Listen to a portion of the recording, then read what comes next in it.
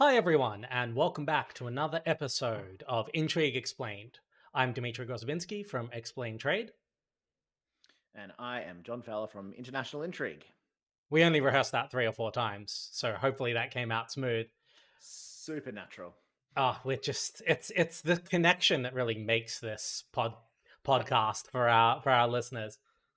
On this Ex-Diplomats debate edition of the show, we are going to be tackling a fairly thorny topic about whether the West should engage in checkbook diplomacy. As always, we'll be taking two different sides of the issue, not necessarily the ones that we personally believe, and just trying to get to the bottom of it and have a really good discussion. We're also going to be covering our own stories of the week, things that International Intrigue, the incredible free newsletter you should all sign up to, covered that we believe are important.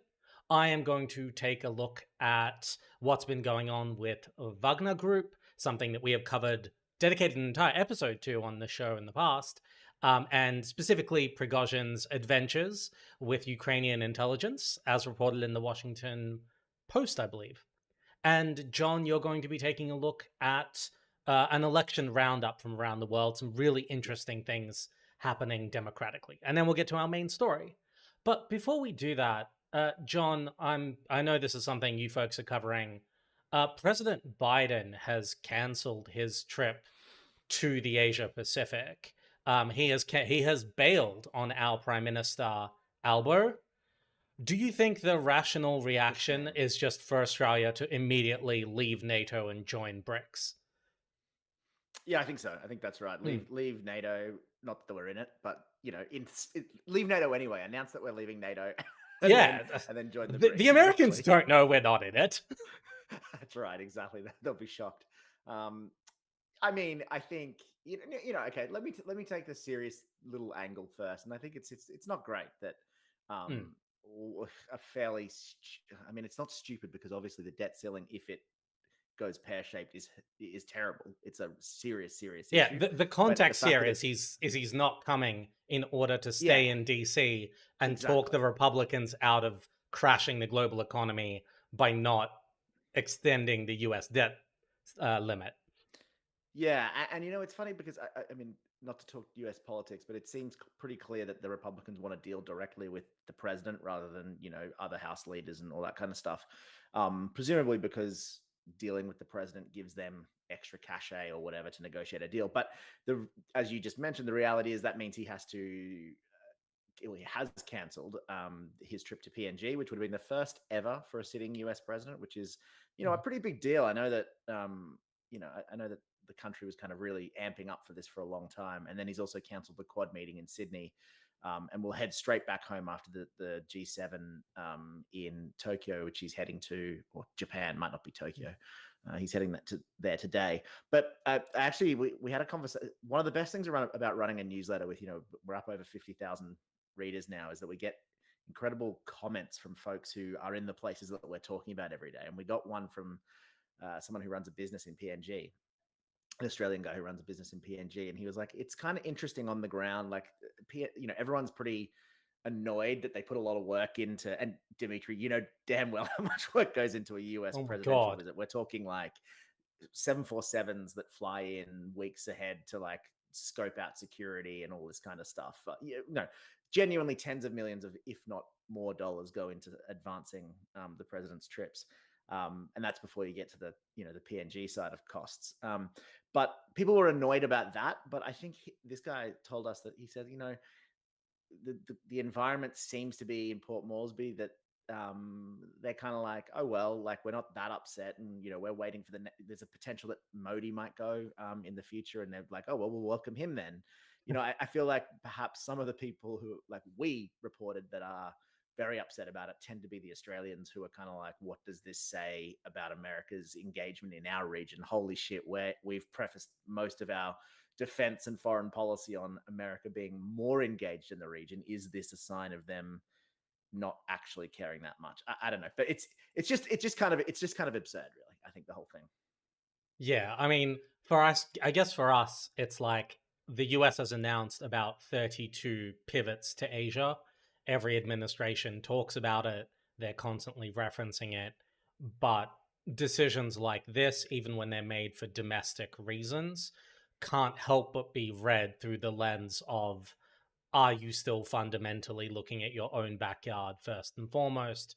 To what extent is your engagement with Asia, and especially the I suppose, the countries in Asia that don't get as much focus in international relations when it comes to the US? So, okay, you're thinking about China a lot, you're talking to Japan a lot, but countries like Papua New Guinea, who maybe aren't at the forefront, are key to a true Asia Pacific pivot, and this isn't a Yeah. great look. And I think from the Australian side, I mean, obviously speaking as both Australians, I think our Pacific policy has long been to go, hey, America, you need to engage more in this area, like reopen your Solis embassy, come and do more. Like China's knocking on the door, and it's a serious issue. We kind of convinced ourselves that they are going to do more, and maybe they will, but it's just kind of not a great signal that a fairly manufactured crisis is kind of stopping that. I think yeah. I mean, you don't want to read too much into this stuff because it's kind of out of the president's hands in a way that it Mm. doesn't necessarily reflect his administration's priorities, but it goes more broadly to being like, is the US able to be reliable because there's so many different, I don't want to use the word dysfunctional, but just kind of like there are so many different things going on in their domestic system. Is like, can you ever really rely on them to get a moment where they can focus on anything else but themselves? I don't know. Yeah. And I guess the last thing to say is it does speak to sort of the US centrality in the world, and especially now thinking about the world, that a cancelled visit triggers an entire wave of introspection, at least in Australia, about, oh my god, where do we stand in the world? I know. Fundamentally, what was this visit actually going to? There weren't going to be big policy outcomes. It wasn't going to be. It's not a massive investment. He wasn't there to open a massive new military base. He was going to turn up, say hi, kind of engage in some diplomacy and leave. And we're all treating it as if it's the end of Western civilization. Um, Yep. Useful reminder of, I think, just how closely we have tethered our fates to the United States. Hmm. And as you were saying, a United States that will always, first and foremost, look in its own backyard. Yeah, I think that's right. So that kind of brings me to my story of the week, something that I wanted to talk about. We have been following the adventures of the Wagner Group and its chieftain, Yevgeny Prigozhin. Adventures. Well, I don't know.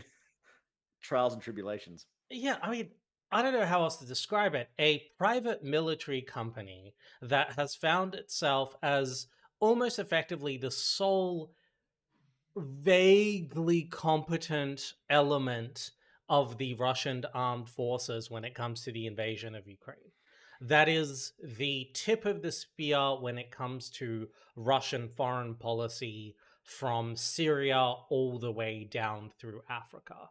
That is hugely involved in the messy trials and tribulations of the Kremlin's internal dynamics as a Mm. counterweight to the generals, but also a counterweight to the Chechen warlord Kadyrov, that has this strange relationship with Putin. It is a saga that has like allegories to Game of Thrones, except everybody's kind of pathetic and not very fun to look at. So all of Yeah, this has been something we've been get following. No, go yeah, on. before you get onto the guts of the story, why do you think everyone knows about the Wagner Group now? Is it because Prigozhin is just like such a outspoken kind of fellow on social media that he doesn't sort of go through the normal channels of communications? He's like communicating directly with people. I know like Kadyrov used to do that a lot more than he seems to do now. I wonder why that is. Like why the Chechens, or I shouldn't say the Chechens, I should say the Kadyrovites or whatever you call Hmm. them. They seem to be not particularly in the news cycle, but they are kind of, again, they're not a private military contractor, but they're kind of like that, right? Like they kind of Oh yeah. operate as a little Oh, like a little force that Putin they're his controls at arm's private length. militia that he pays Right. basically out of his own pocket. So are we? Is the difference between the two like effectiveness? The Kadarovites got routed and they stink now, and the Wagner's kind of okay, or what's the difference?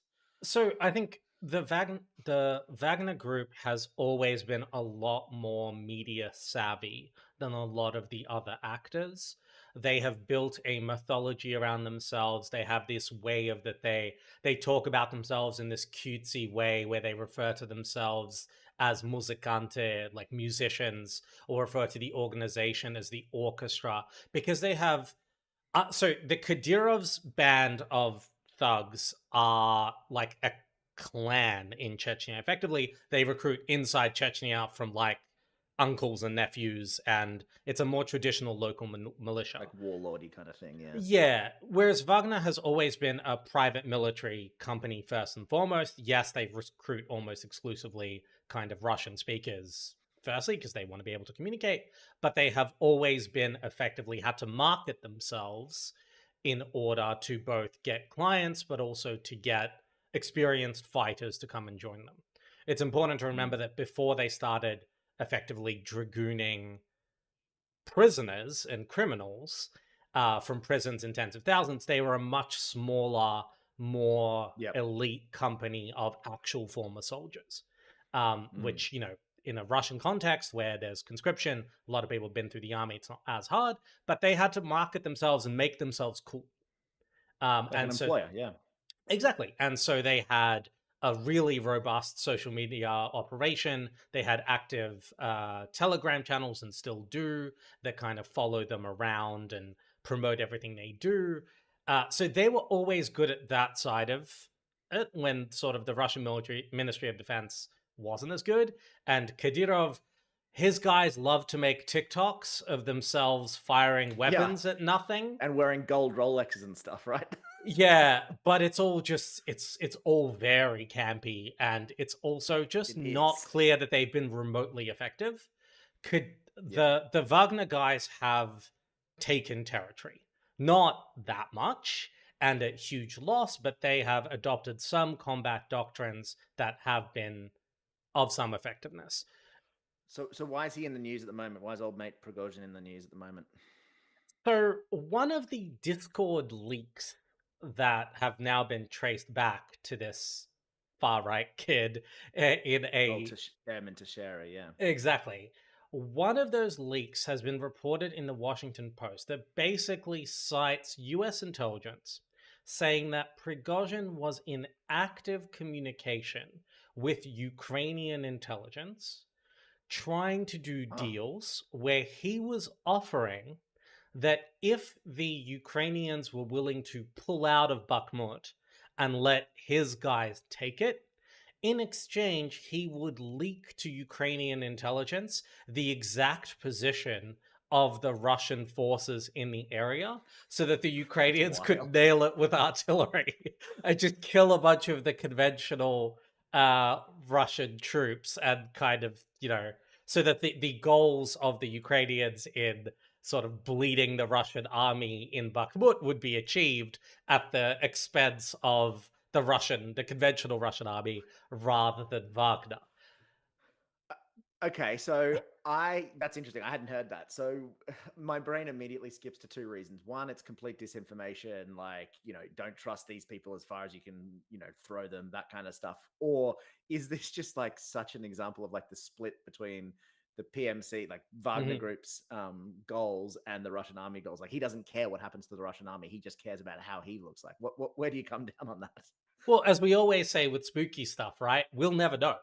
Who knows? Because Yeah. so basically what Kiev is saying, well, Kiev's refusing to comment on the story. What the leak said is that Kiev didn't think he was for real and so No. said no. You Um could never take him seriously. You could never like risk that. I mean, that's where I sort of come down on it as well. I would also say it's not necessarily a fair exchange. And, you know, how would you Yeah, yeah. know that what he's giving you is real and, you know, you don't Yeah, make these exactly. kind of deals? What we also don't know is whether this is at all true or just masterful Mm. disinformation. The fact that we're having this debate Yeah. suggests that if it is disinformation, it's very good because, like, you know, Well, if it you makes you leak think, right? It absolutely does, especially because these guys are all vipers and they're all Mm, incredibly paranoid. mm. Like, we don't know much about Putin's inner character, but he is a paranoid son of a bitch. And Prigozhin Yeah. hasn't in recent, in recent days and weeks, the context to this is that Prigozhin has been coming closer and closer, and depending on how you interpret some of the more oblique things he says, to directly criticizing Putin instead of just waging a rhetorical war with the Russian defense minister Shogu and Gerasimov, the chief of their armed forces, in order to try to get Mm, his guys more ammunition. But he has become more and more a strident critic. It is, I mean, the thing about this story about the whole Prigozhin saga it is so insane that the army that was considered the second best in the world is now yeah. this melodrama of feuding warlords and like army detachments that won't talk to the detachment in the dugout next door that call in artillery on each other. It is, you would have never believed it 3 years ago. Yeah, I was gonna say, and I know very little about military matters at that level, but it's hard to imagine the U.S. Army, no matter how bad things were going, like having these kinds of public battles with Eric Prince of Blackwater, or any of their other kind of PMCs that they have. It would not. I just can't imagine that it would happen. And remember, when Petraeus gave an interview that was critical of the commander in chief, was critical of, I think it was Obama, um, Yeah, it and was. some Yeah. of Obama era's politics, a U.S. general who was in many ways the golden child. He was critical. Mm-hmm. That was the end of his military Yep. career. He was Yep. immediately stood down, and I mean, even I think to some extent, he kind of went, "Yeah, okay, fair enough." Yeah, I mean, Um, you lose faith, right? Like you it, can't if you feel like that way, you're not going to execute my orders. So it, no harm, no foul. But you obviously have no job here. Exactly. And he did it in a sort of sit down interview with a journalist, I think after already leaving, can't remember if it was Yeah. already after leaving his post. So it was sort of he didn't go and record a like Periscope YouTube live with a bunch of his masked troops behind him with like a rap diss track, like, Oh which is no. where we're at I with mean, it's not Prigozhin. funny, but it's absurd, right? Oh my god. It's not funny, and yet it's really funny. Has been a lot of the Russian performance in this war so far. And that, I mean, I don't know what else to say about the story. It's a good place to leave it. And I might throw it to you, Mm. John, for the next part of our podcast and the election roundup from around the world. Yeah, I'm generally a little bit circumspect about kind of covering elections too much because there's a lot of prognostications and Hmm. crystal ball gazing and not a lot of actual facts or whatever. But this week, I think we mentioned it last week that Turkey had their election, coming up, and obviously they had it over the weekend. And I think it bears mentioning again because of the results. Obviously, President Erdogan got about 49.4%, I think, Yep. or something like that. Not quite a majority, which would have given him the presidency outright. So the summary of that is there will be a runoff election. So Hmm. the top two candidates, the opposition leader and Erdogan, on May 28th, so 10 days from now, and then whoever wins that election becomes president. I think a couple of things to note. Erdogan massively outperformed the polls. I think the smart geopolitical watchers of Turkey, and I think even we said it last week, said that be careful about that. Polls in Turkey, we have no idea knowing how accurate they are, whether they're accurate or inaccurate. And Erdogan has spent 20 years kind of tilting the field, free. I think I described it as free-ish and fairish elections, but he's tilted the field to kind of give himself the home court advantage, as it were, and that Hmm. clearly has paid off. Um, I think everyone expects him now to win that runoff in 10 days' time, um, except for there are a couple of you put it at maybe 90% because there's a couple of things that might come into play. The first being the idea that the third party candidate who's kind of split the vote, Hmm. and prevented Erdogan getting 50% is super right wing, even further right wing or further authoritarian and nationalist than Erdogan is. So people are Oh, good. assuming people are assuming that his votes will go to Erdogan, so that's why they're saying he'll win. But I heard a Turkish analyst who knows a lot about this stuff kind of wondering that Turkey's Erdogan's party also massively outperformed in the parliament, which means they have a lot of power in parliament. And he was wondering whether that the Turkish folks might sort of see that result in parliament and go, okay, well, the alliance that Erdogan leads has pretty much unchecked power in parliament. Maybe we should check the power by voting for the opposition leader. I don't think that's super likely, to be honest with you, but Mhm. it is something that suggests that it's not over yet. It's not over until the fat lady sings um, in 10 days' time. To, More to broadly, yeah, go ahead. just two things that kind of jumped out at me this week about that election that I thought were interesting is, first of all, the opposition leader who he will be in a runoff against, whose name I am also not brave enough to try to I've spent pronounce. a week learning how to do it. Okay, It's go. Kılıçdaroğlu. Kılıçdaroğlu, There you there you go. go. He came Yeah, out and he gave a speech where he said that if he wins, he is going to effectively throw out of the country all of the yeah, refugees that are currently in it. Um, Now I don't know how possible that even is logistically or sort of morally or electorally, but it is impossible to overstate how huge an event that would be, both from a sort of moral and the perspective of these people's lives. But Turkey houses probably more refugees at this point than most of the West put yeah. together. And Syria is still not a place these guys can probably return to, which has all sorts of implications, but obviously for them, but for geopolitics.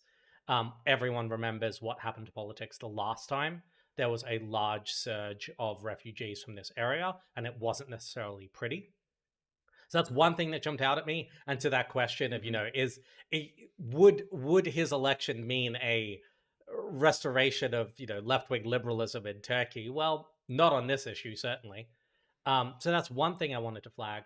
The other one was I thought there was a really interesting kind of dynamic around Twitter and the Turkish Yeah. government. The Turkish government effectively asked Twitter to censor certain types of posts around the election. Some would argue the post supportive of the opposition. And the threat was, if you don't do it, we will simply shut off Twitter in the country.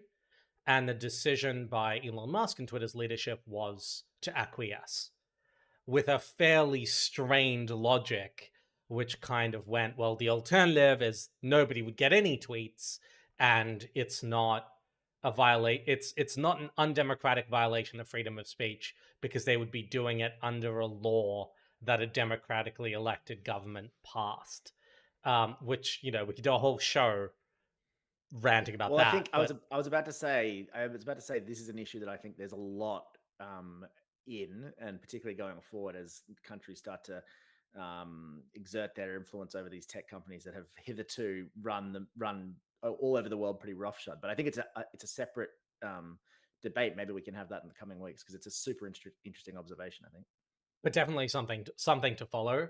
We may be Yeah. looking at a situation where the Chinese firewall may not be the only one at some I point. think that's exactly right. Yeah, I think that's exactly right.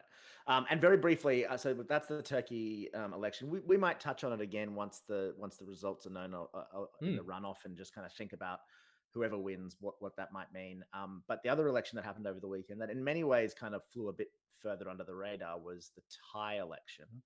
Um, very briefly, the summary of that is that a young, Harvard-educated, fairly progressive for Southeast Asia, probably for anywhere really, but for Hmm. Southeast Asia in particular, um, won the or his kind of coalition of aligned parties, did really really well in the election, and the ruling party, which is again, I wouldn't say massively conservative per se, but much more pro-military, pro um, uh, monarchy in Mhm.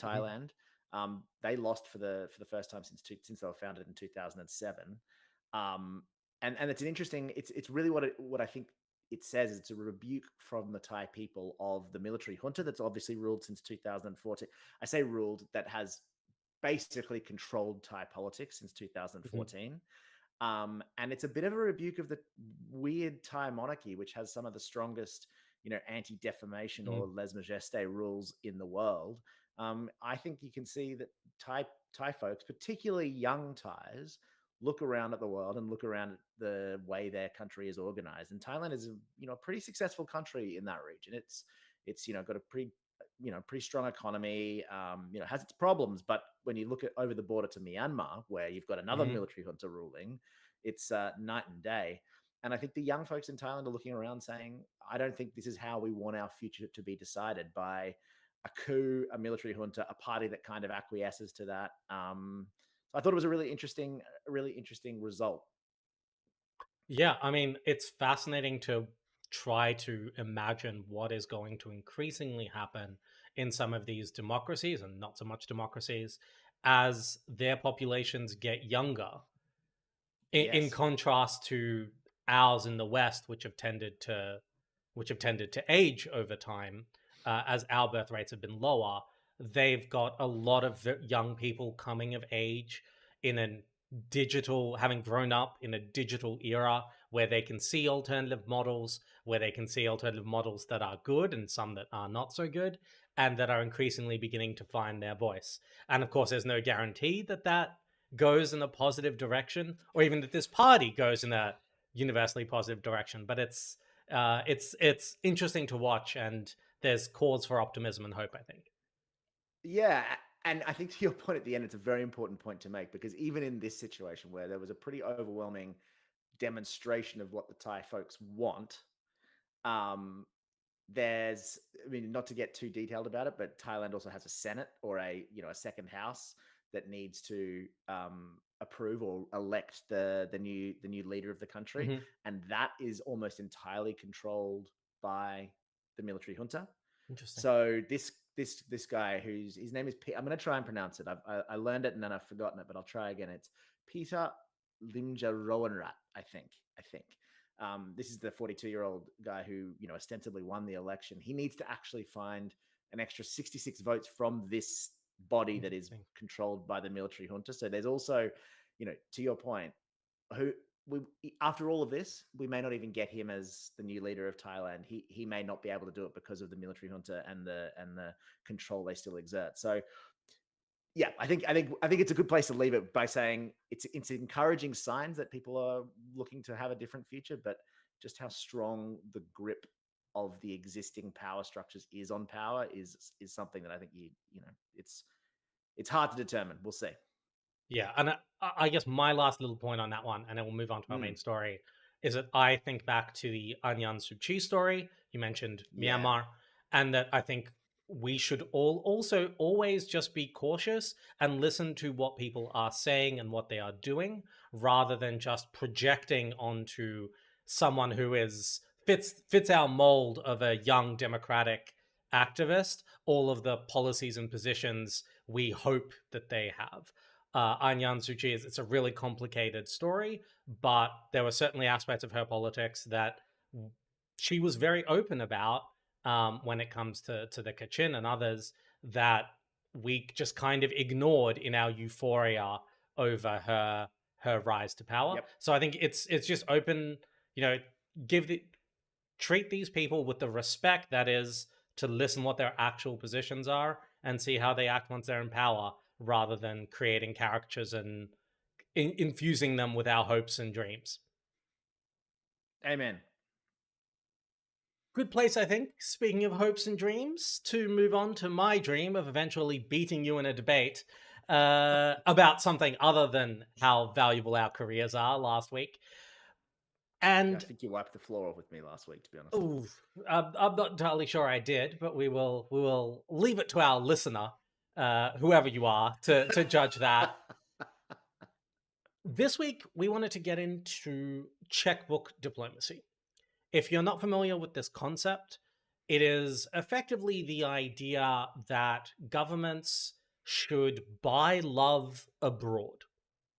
That a way that you can conduct diplomacy is by spending money, directing investment, explicitly directing your aid budget, even in ways that begin to, or indeed cross the line into bribery, facilitation payments, whatever you want to call it. Effectively, having a national policy that says that when we want someone to like us, we should be willing to spend the money to achieve that objective, almost regardless of what it takes, and even if that's not in a traditional kind of aid model or what have you. Is that a fair definition of checkbook diplomacy, John? Yeah, I mean, I think it's such a big topic, right? Mm. Like, so checkbook diplomacy can be kind of what Australia did in the 2013s, where we said, okay, our aid program is going to be much more aligned with our foreign policy goals. Mm-hmm. You could argue that's checkbook diplomacy, but then it's also as far on the other scale as what I'm sure we'll talk about this. What China has done through, ostensibly through its Belt and Road Initiative, but the kind of debt debt diplomacy, or that's probably a bit of a pejorative term, but the idea of loaning countries huge amounts of money to build infrastructure. They're both on the scale of checkbook diplomacy. So it's a tough debate to have and really narrow down. But I think even having a conversation about it will be interesting. I guess I'm taking the side of that it's not a good, generally Mm-hmm. not a good thing. But even there, you need to narrow it down. Like, not a good thing for who? So I'll be generally just saying it's not a good thing in general for the world, and certainly not for the recipients of the checkbook goods. But I think it's a complex issue. I think the first thing I would note is that um,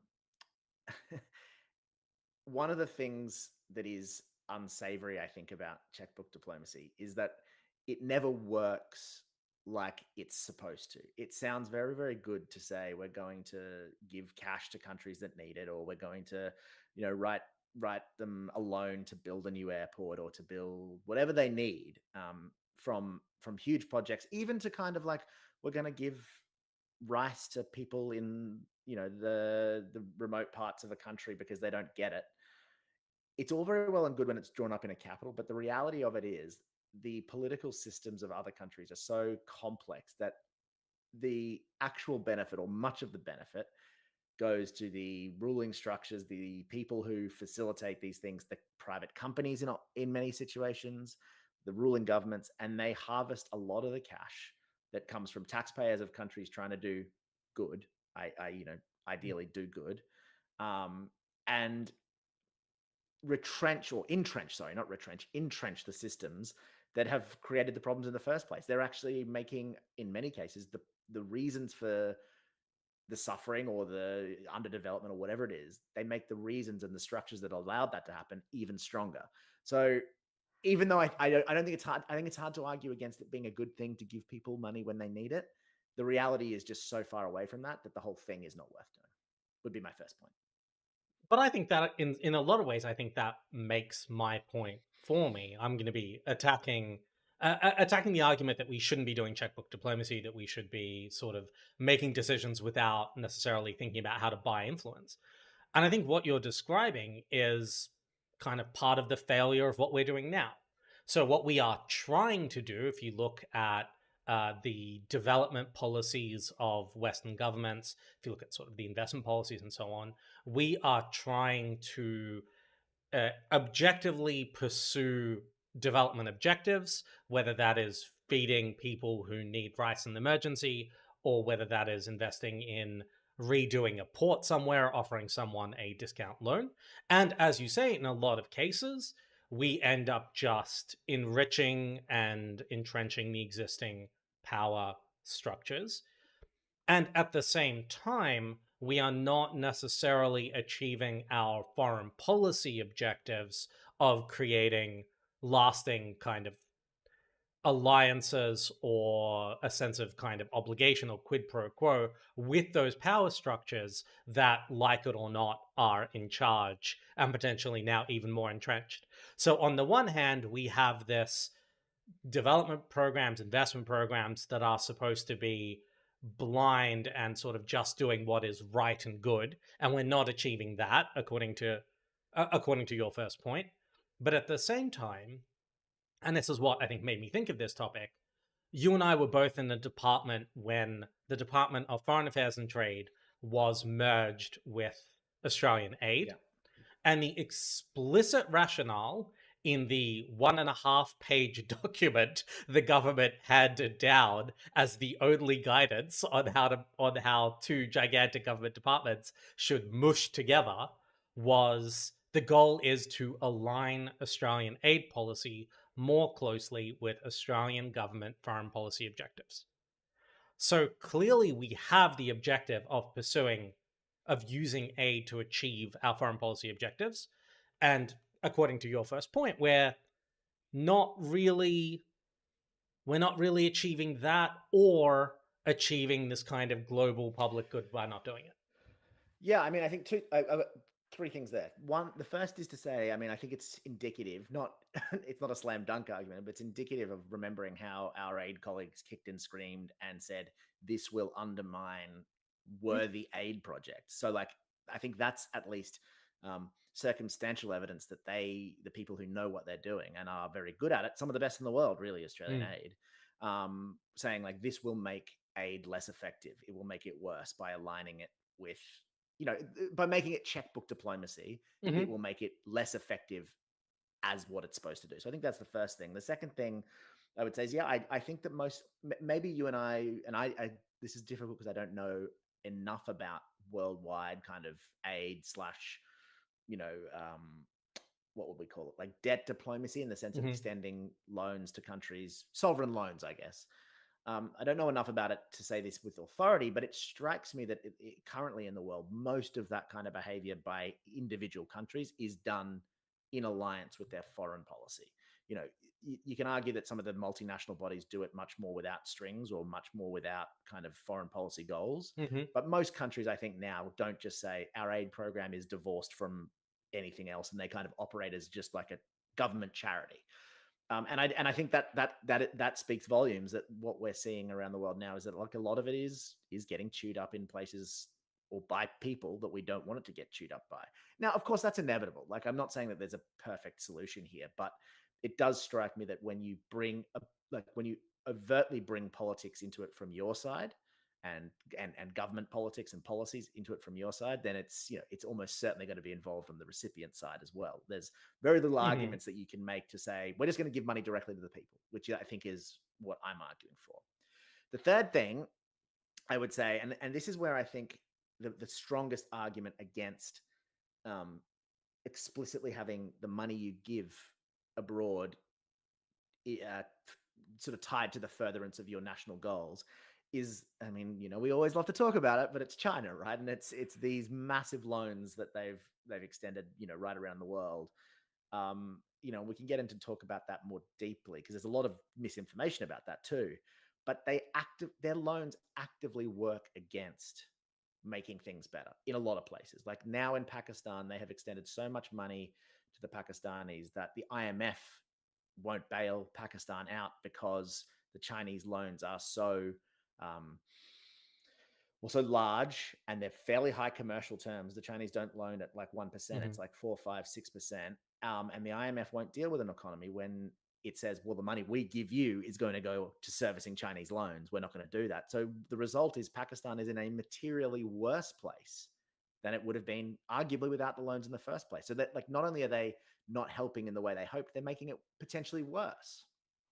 All right, let me deal with, I think, the first 2 points and then the last point, which I think is Yeah, fascinating a bit discussion. different. Yeah. On the first 2 points, I guess again, I feel like that just supports my argument. We have a situation where at the moment, we are trying to do with our This is going development to get money. tedious if you're just like, I agree, John.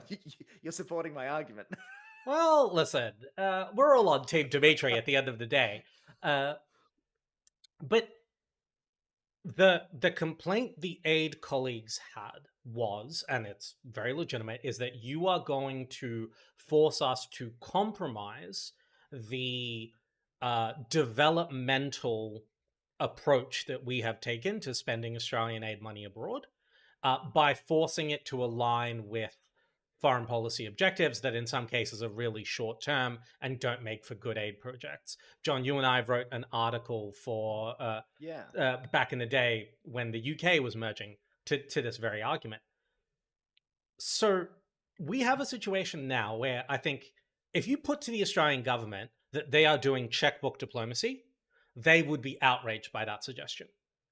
Mm. So what we have is a situation now where on the one hand, we are saying we don't do checkbook diplomacy our diplomacy, like all of our projects are just good development projects. All we're trying to do is do good, developmentally sound projects that happen to align with where the government wants them to go and the objectives they have. But then on the other hand, we're saying, we have these aid projects have to be driven by foreign policy. So in a lot of ways, we've got the worst of both worlds. We're not ruthlessly using money to buy love, but we're also not doing aid in a foreign policy politics divorced way where we're just going, where can we have the most impact? Forget what Canberra wants to achieve this week, forget where the upcoming visit of the prime minister is. Just, we have 4 billion, 4.5 billion. Effectiveness of the cash is the overarching goal then, right? Right. So we're doing neither. We're Yeah. kind of, we're not doing either properly. So I guess my question on that is, wouldn't it be, let's stop pretending. Let's take however much money we are comfortable with spending purely for improving the world and Charity, put it in a basically. politics blind fund, Yeah. like an AusAid that sort of reports to government but isn't driven by it day to day. And then take Hmm. another pot of money that is for buying love and achieving foreign policy objectives, put that under kind of a DFAT like structure, and let that be spent without kind of every decision having to go through designing a logical framework and how does this align with the SDGs, the Sustainable Development Goals, that is, and how does this, what will be the impact of this over 15 years. Let's just have a slush fund. If what we want to do is buy love, let's just go and buy some love, and we can try to do it in a smart way, and we can put some guardrails around it. But let's not try to do two things at the same time and screw them both up. Is kind of my pitch on that one. I don't know if you want to come back on that before I talk to the BRI No, point. I think that's a fair dichotomy, and I would just say that second one where you're talking about a slush fund, I think that's what I'm talking about much more with China. Obviously, Hmm. slush fund and giant BRI they're not quite the same, but they are kind of the same in the sense that this is for China, that is a fund that is designed to ostensibly help countries build Hmm. infrastructure and develop their countries. I'm simplifying a lot because the Belt and Road Initiative is a lot more than that. And some of the stuff they do in Africa isn't on the Belt and Road, but I'm just using it as like Yeah, a sure. catch-all term. But it is a giant slush fund for China to say, um, here's a lot of money that can bribe, can grease palms, can give contracts to Chinese firms. But overall, it'll make the world better because this stuff wouldn't get built without it. And my argument to that would be it doesn't work. It's counterproductive or at least problematic at best. And I guess what I would say to that, and this is what I wanted to come back on the BRI point, Yeah. is, but I think there's an effectiveness angle. There's an effectiveness angle here, and there is an implementation angle here. On the effectiveness point, you spoke about Pakistan and this kind of loan indenture they have to China and how that's causing them all sorts of problems.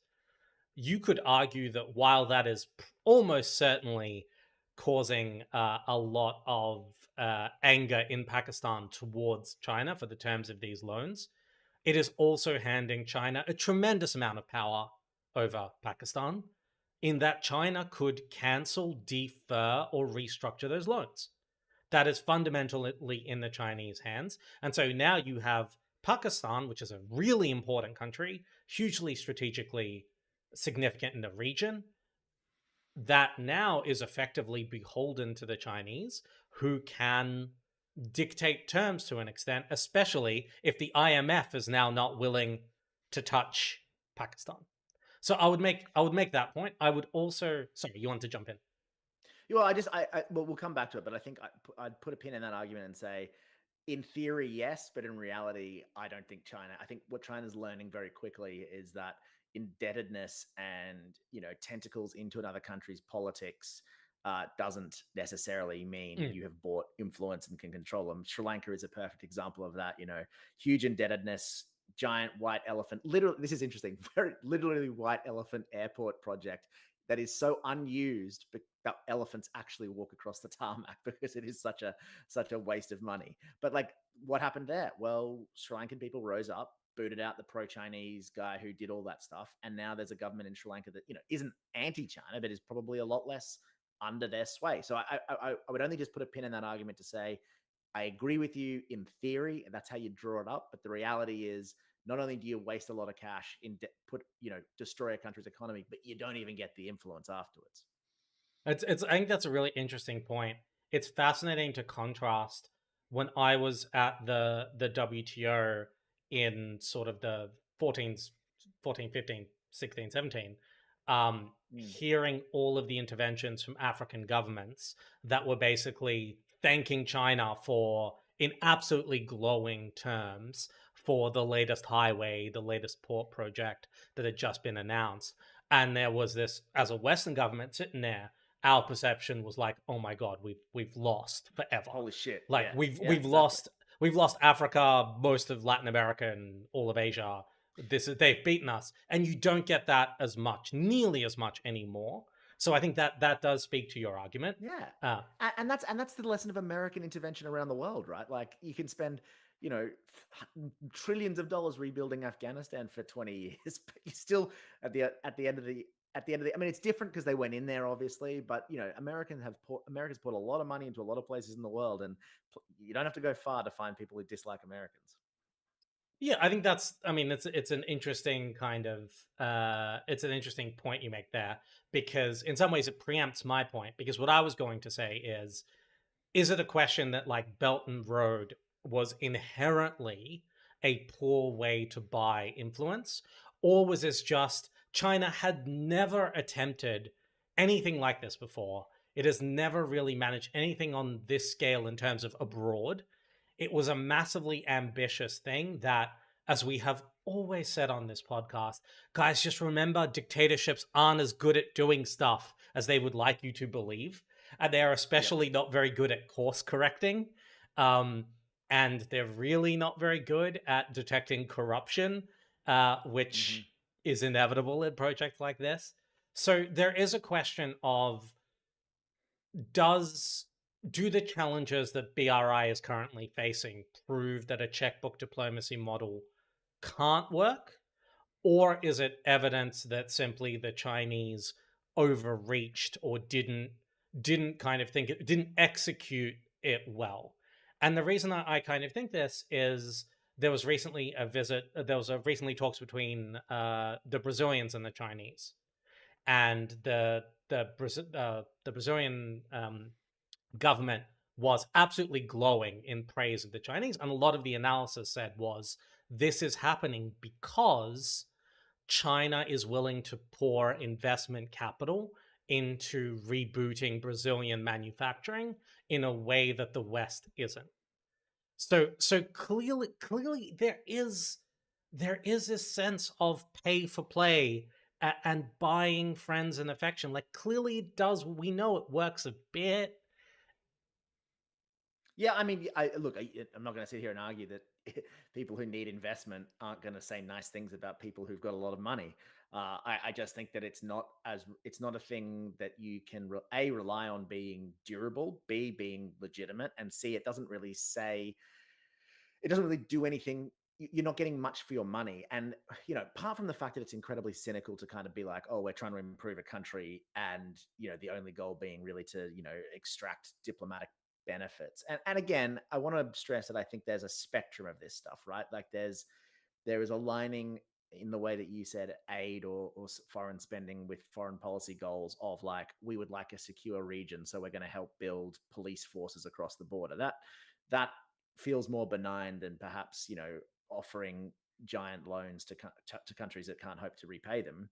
But I think the thing that I'm trying to get across is that it almost I mean it doesn't it very rarely works the way you think it's going to work. And as a policy or as a strategy, debt diplomacy or checkbook diplomacy is a huge waste of cash. It doesn't, on average, help the people that it's going to. It tends to entrench and have unintended consequences in that country's political system and make things worse. And three, it doesn't get you a lot of bang for your buck. Now, does it get you nothing? Of course not. I mean, there's no doubt that if you've got a checkbook, you can buy influence, but as a general policy, I would say it's a deeply ineffective one. And China's learning that the hard way. I think your point of Africa, the Africa example you used, which was all across the media, right? Like how the Kenyan politicians were so thrilled at the train line and whatnot. But yes, it gets you influence until they change government, until the things change, until the infrastructure breaks down, until the debts become due. And then it can actually go the other way. Like a thought experiment, would Pakistan feel more positively towards China if they weren't in huge debt to them and China was saying, pay us back, than if China had never even done it at all? Like, I would argue that yes, the absence of, and it's almost like the relationship they have with China is more negative because now it's one of debtor creditor versus like neighbor that doesn't necessarily agree, but we work together and we should respect each other. That relationship has been turned into a power relationship, which I would argue is worse, at least from a diplomacy perspective. It's an interesting. I mean, I think it's a really interesting question. Somebody in the chat actually is asking, what do you think will happen with Hamburg Harbor, which has just been bought by a Chinese company, which I think kind of speaks to the other side of the coin, where the power relationship isn't as overt and it's more of a commercial relationship. I don't think Hamburg is going to get into the same kind of trouble as Pakistan did with its loans, but No. I think to your overall question again, for me, that is a failure by the Chinese to play this out to the end. If they had offered those loans under more generous terms, if they had approach this kind of transaction with a long-term view of making it a positive one, I feel like they could have done that. If anything, the problem with these loans is that they are insufficiently checkbook diplomacy, in that the loans that they are offering are at, I don't know if they're commercial rates, but a 4% interest rate is 4 or 5%, yeah. 4 or 5% interest rate is, you're basically talking about like a commercial, you're talking about commercial rates. That's not, at that point, that's not even And the checkbook diplomacy, IMF, to that's be a clear, fund. lends, yeah, the IMF lends, or like generally like International Monetary Fund lends at like 1.5, 2%, two It, and a half percent, like around that rate. yeah, So it's double almost. so if anything, one could make the case that BRI was insufficiently checkbook diplomacy in that it wedded these kind of things that were treated initially as gifts or as the largesse of the Chinese with quite sort of overt commercial terms, either for purely commercial reasons or on the calculus that, as you say, they could buy influence by holding debt over countries. And you can Yeah. argue, I think I've made the case why that could be a source of strength. You've made a really strong case why that can be a source of weakness or distrust. But does that prove checkbook diplomacy is flawed? Well, I also think we're being a little bit too general with the Chinese case, because I think one important thing is to note that a lot of those Chinese loans aren't necessarily directed by the government. They are, I think some of the Trump era rhetoric was that, oh, this is a very clear plan by Xi Jinping to kind of trap countries into debt. And I think the evidence since then has suggested that it's mostly a network of very rich Chinese banks loaning money in a loosely coordinated way, but without any kind of like overarching, like nefarious purpose from the Chinese government. That now that the Chinese government, the Chinese economy is in dire straits, that's why they're kind of not taking a haircut on those loans. So, I think we have to be a bit fair to China and sort of say, to your point, I agree that it's not necessarily a failure of checkbook diplomacy, because it probably wasn't strategically meant as checkbook diplomacy in the first place. It was probably private loans that had a nice little benefit to the government, but now that they've gone pear shaped, have a little bit of a problem for the government. To whoever wrote about the Hamburg port, I think that's probably a good counterpoint. Is that you're probably dealing with far more sophisticated individuals in the Hamburg port negotiations, people who understand and have the political ability to push back on China a bit more, and B, that aren't as corrupt. So, like, things aren't going to get waved through. They're not going to be able to take a loan over the Darwin port or the Hamburg port by greasing, the transport minister's palms for £5 million in Pakistan or across Africa. not to cast aspersions, but that stuff happens all the time. So I think, yeah, I think it is fair to say that none of those things are slam dunk bits of evidence that checkbook diplomacy doesn't work. Um, but I would say that I think the assumption that if you give people money, or if you give governments money, or you give countries money because it will make your country look better, or be able to achieve some of its foreign policy aims, or get access for your businesses, that is not a particularly effective way of going about things. And if we're talking about getting aid money in there to make people's lives better, it is certainly not an effective way of doing things. So the way you split it up before, which was basically have a bunch of NGOs that the government gives, a bunch of money to every year and says, go and spend this money in the most effective way. That takes care of the aid side of things, if that's what you want to do with your money. But the idea then that you have a slush fund, well, I don't know. I mean, again, in a democratic country, I would be making a very strong argument that that's a huge waste of taxpayer dollars. It's interesting. It's interesting that you kind of say that, because it's effectively an effectiveness argument rather than like an ethics or morality argument. You're basically saying that if I have a mission in a democratic country, I'm in Austria, there is nothing that I could, or there's predominantly nothing that I could do with some money to throw around whoever I wanted to do it, that would significantly advance the foreign policy objectives of my country. And I'm a little bit less certain that that's necessarily the case, especially once we're talking about significant amounts of funds. There, I think 6 to 1, 6 to 1 and pick 'em. I take your point. I'm not 100% certain on that, but I guess a good way to finish up is to pose this question to you. Let's set the effective, like the direct effectiveness question aside. Let's say there Mm-hmm. was an opportunity to achieve let's even say a short term foreign policy objective through a investment of funds. So literally, let's take a hypothetical Pacific island. If we could build the long serving prime minister who has no viable opposition a new house, if that could significantly swing that island towards Australian interests, is it? Do you think that is worth doing, or that is worth exploring? Yeah, see, I mean, you've raised an issue that probably is a huge issue, about aligning moralities with your kind of Mm-hmm. country's systems and your pitch to the world. It is always a very tempting thing to say that, but it is a race to the bottom of a zero sum game if you start doing that, because we will never be able to spend more money more corruptly than other countries in our region, the big one to the north. Uh, and it's we have laws on the books in Australia that won't get changed because of the nature of our country and the nature of our legal system, that will make us much less effective at doing that stuff, much less able to do that stuff, and politicians and bureaucrats get in trouble if they do that stuff. But even if I say, okay, we're going to make it legal, we don't know how to do it, we're not going to be able to do it effectively. And the minute you start engaging it, you've immediately lost your argument, which I think is a powerful one, of we don't do that.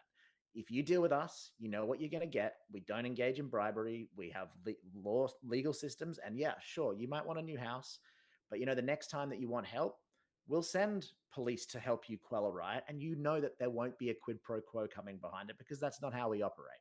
We're good faith operators. And now you're right. Maybe that's not compelling for strong men in the region, and you got to take your lumps. But it's a meta game, and it's a repeated like game theory situation that, in the long run, if you build a reputation for trust and above board dealing, and I'm painting it at its highest here, but that's the goal, then over time you have to trust that that means that you'll be a more reliable partner. And when it comes down to it, people trust you. And what you see in the Pacific, it's a great example, is that people want the cash from China, but they don't want to partner with China, because they go, they understand, I think, that it comes with, strings attached. What those strings are, they don't know. But it doesn't, it's a commercial transaction one off, rather than a trusting relationship. And I think that is a clearly worse foreign policy, to have a foreign policy built on transactional zero sum interactions, rather than kind of trust and relationships. I think that's a fantastic place to leave it. I think if you're listening at home, the crux of this debate really comes down to whether you think what John has just laid out will be enough. Is Yeah, really the that's right. question. If you're thinking about sort of the long-term Am I geostrategic naive, game, basically? yeah, Yeah, is John being naive there? Will this sense of fair play, values, whatever you wanna, whatever self-aggrandizing terms we want to sure. pile on top of our bureaucratic ethics, will it be enough when faced with a geostrategic adversary that is willing to spend cash, but then has to wear the reputation, as John said, of a transactional partner? Yep, I agree. That's the crux of it. We got there. Wonderful. Wonderful. A fantastic place to leave it. Thank you very much for listening. This has been Intrigue Explained with Dmitry Grozbinsky and John Fowler. As always, we would love it if you rated this podcast, if you gave us a subscribe, and if you wrote to us on Twitter or anywhere else, and let us know what we should debate next time, whether you violently disagree with what we've said. We live for the feedback, and it's always hugely, hugely helpful. And finally, don't forget to subscribe to International Intrigue. It's free, it's excellent, and it saves me from ever having to read anything else. Oh boy, that's I worry. I worry for you. I worry But for hey, me that was too, a good John. debate. I enjoyed that one, mate. That was a good one. Yeah, thanks so much, guys.